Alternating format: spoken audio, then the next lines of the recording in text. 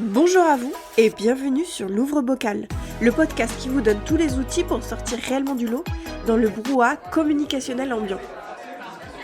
En bref, la boîte à outils du communicant qui tourne en rond. Je suis Clémence et dans ce 6e épisode de podcast, je vais vous parler des 5 piliers de développement.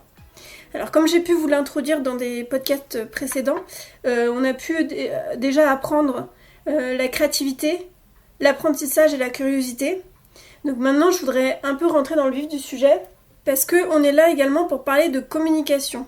Donc moi ce que je vous propose quant à la connexion de plusieurs domaines qui n'ont peut-être rien à voir mais qui peuvent vraiment servir comme outils l'un pour l'autre, je vous propose à partir de maintenant de voir votre marque comme si c'était un être vivant. C'est-à-dire que on va aller au-delà de tout ce qui est marketing, tout ce qui est communication pure et dure, et on va vraiment considérer votre marque comme un être vivant et par là même utiliser des outils de développement personnel pour pouvoir vraiment appréhender votre marque en 360. Pourquoi est-ce que je vous propose ce type d'outil qui paraît peut-être improbable ? C'est que je vous parlais de vraiment adopter un nouveau point de vue, de pouvoir réfléchir une problématique en adoptant un nouveau point de vue et la retourner dans tous les sens. Donc moi c'est un point de vue parmi tant d'autres que je vous propose pour pouvoir aborder votre marque et vraiment la redécouvrir, faire des connexions et surtout appréhender votre marque d'une manière nouvelle. Je vous dis ça parce que je vais encore vous donner une petite citation qui est vraiment connue, mais selon Albert Einstein, la folie c'est de faire toujours la même chose et de s'attendre à des résultats différents. Donc là, pour le coup, on va vraiment aborder les choses de manière complètement différente.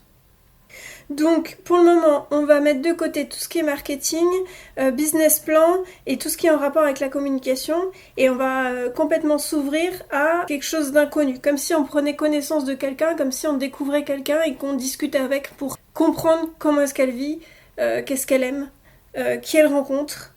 Donc vraiment, là je vous propose d'aller à la rencontre de votre marque et de faire connaissance avec elle.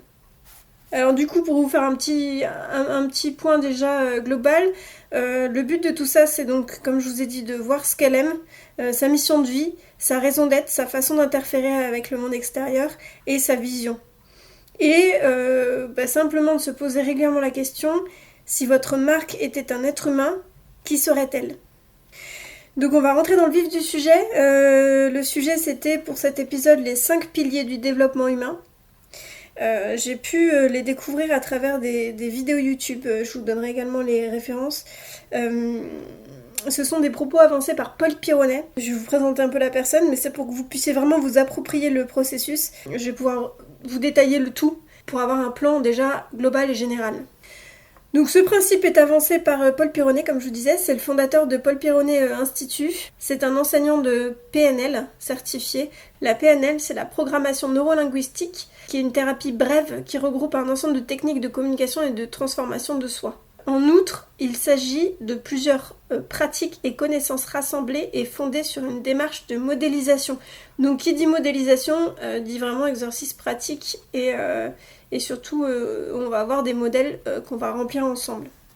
Donc Paul Pironnet, c'est une personne qui accompagne les professionnels et les particuliers dans l'évolution humaine et leurs relations ainsi que leurs performances. Donc je trouvais ça vraiment cohérent et pertinent de pouvoir intégrer sa modélisation dans notre développement de marque. Alors pour introduire les 5 piliers, je vous propose d'aller télécharger le support écrit pour pouvoir avoir le visuel qui correspond et toutes les annotations. Comme ça vous aurez ainsi une marque écrite. Des notes que vous pourrez garder tout du long du processus. Donc c'est un support sur lequel je détaille tout. Comme je vous disais depuis le début, chaque épisode a un support, donc n'hésitez vraiment pas à aller déjà télécharger ou consulter le support et écouter par la suite le podcast et ou inversement. Donc je vais commencer déjà les 5 piliers, ça tient sur les 5 doigts de la main. C'est extrêmement simple à se rappeler et c'est vrai qu'il y a un sens à tout. Donc je vais vous détailler chaque doigt à quoi il peut correspondre. Donc on va commencer par le pouce.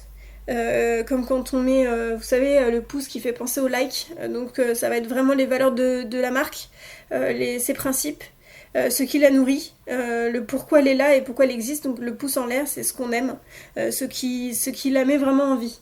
Alors moi je transpose directement ça sur la marque, mais bien évidemment à l'origine c'est pour le développement de l'être humain.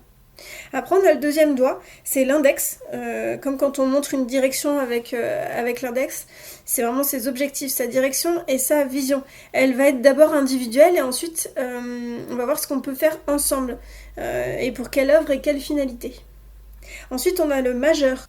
Alors le majeur déjà ça nous fait penser à la majorité, donc ça c'est le fait d'être vraiment responsable. Alors c'est ce qui renvoie à la notion de posture, c'est qui est-elle et à quoi elle dit oui et à quoi elle dit non.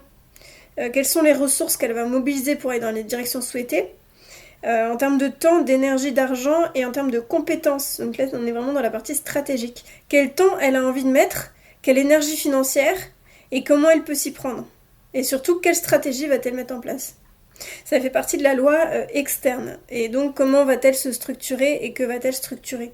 Et à quel moment et avec quels moyens ?